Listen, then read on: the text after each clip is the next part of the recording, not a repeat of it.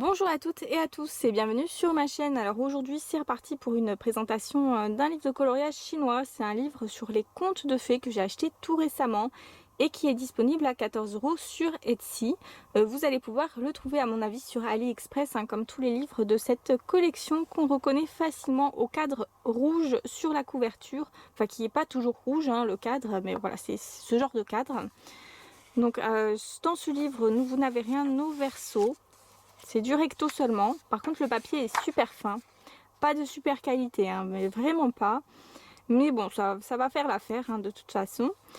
Par contre, je suis complètement bidon pour reconnaître les personnages dans ce livre. Alors, je sais pas du tout si c'est par rapport à leur tenue, mais voilà, je galère grave.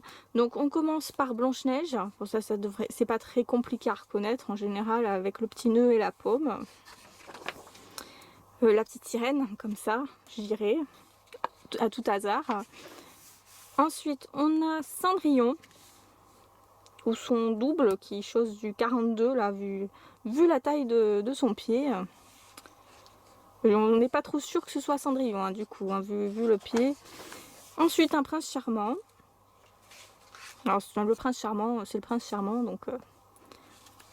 ça peut être celui de n'importe quel conte, même si pour le coup, je dirais Cendrillon. Là, je dirais le petit chaperon rouge qui s'arrête pour rêvasser avec son panier. Alors, vous voyez, les tenues sont sont différentes de celles qu'on voit d'habitude. Alors, le conte avec les navets, je me souviens plus du tout de l'origine de ce conte. Je me souviens plus du conte lui-même d'ailleurs. Là, je dirais que c'est le joueur de flûte d'Amelin, mais qui ne joue plus de flûte. Je suis pas sûre non plus de ce que j'avance. Alors là, on a une méchante à l'air rêveur sur un trône. Une guerrière.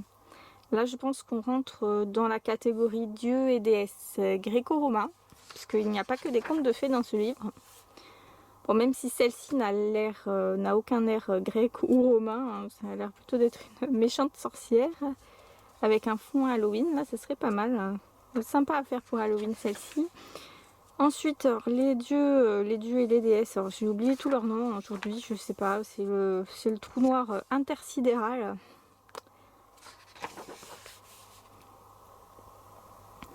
Bon, je dirais que c'est Hercule, ou un titan, je ne sais pas, je dirais plutôt Hercule, qui est plutôt beau gosse quand même, sur ce coloriage.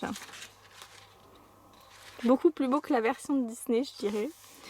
Là, je dirais Cupidon, sans trop prendre de risques. Alors là, je ne sais pas.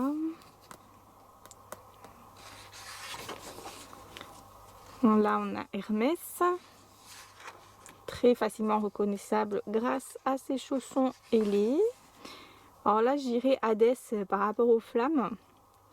Ça, c'est un dessin qui, une fois colorisé, peut être super bien avec les flammes derrière. Après, je trouve qu'il fait pas trop Hadès. Mais c'est ça que j'apprécie dans ce livre, c'est que les tenues soient complètement différentes. Alors ça, c'est le char de je sais plus qui. Aujourd'hui, c'est, comme je disais, c'est le trou noir intersidéral. Donc là, je pense à Athéna. Bon, il n'y a pas beaucoup de déesses guerrières en même temps, donc ça va, je prends pas trop de risques là non plus. Là, on passe, j'ai l'impression, à la littérature, aux héros de la littérature. Après, vous avez tous les noms en chinois à côté, si vous voulez faire vos recherches. Si vous parlez chinois, n'hésitez pas à me dire pour certains coloriages, si je me trompe ou pas. Alors là, on a un petit lutin tout espiègle. J'aime beaucoup, trop mignon. Alors là, je dirais la laitière et le pot au lait. Encore une fois, je ne suis pas sûre du tout. Là, je dirais Oliver Twist. Ça fait longtemps que j'ai pas lu Oliver Twist, donc je sais pas trop ce que j'avance. Encore une fois.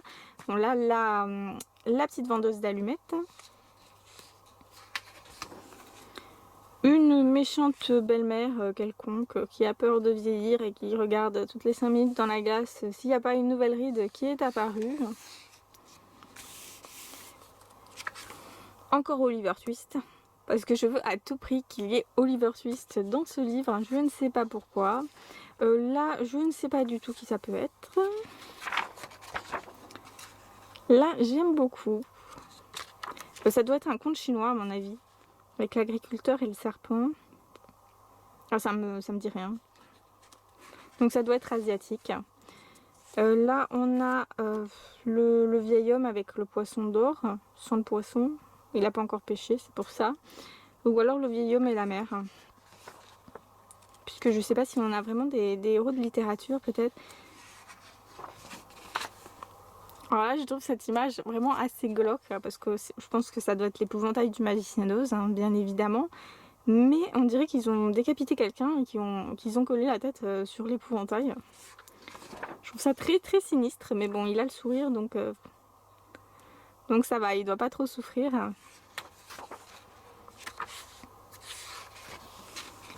On retourne dans les classiques avec La Belle au bois dormant. Là, on a Alice au pays des merveilles. Et là, le petit chaperon rouge. Donc du coup, je me demande si c'était bien le petit chaperon rouge sur les pages d'avant.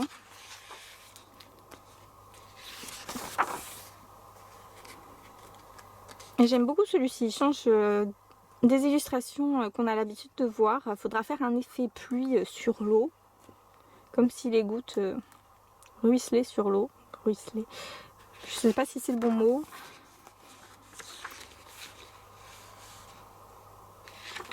Là, je vois pas qui ça peut être.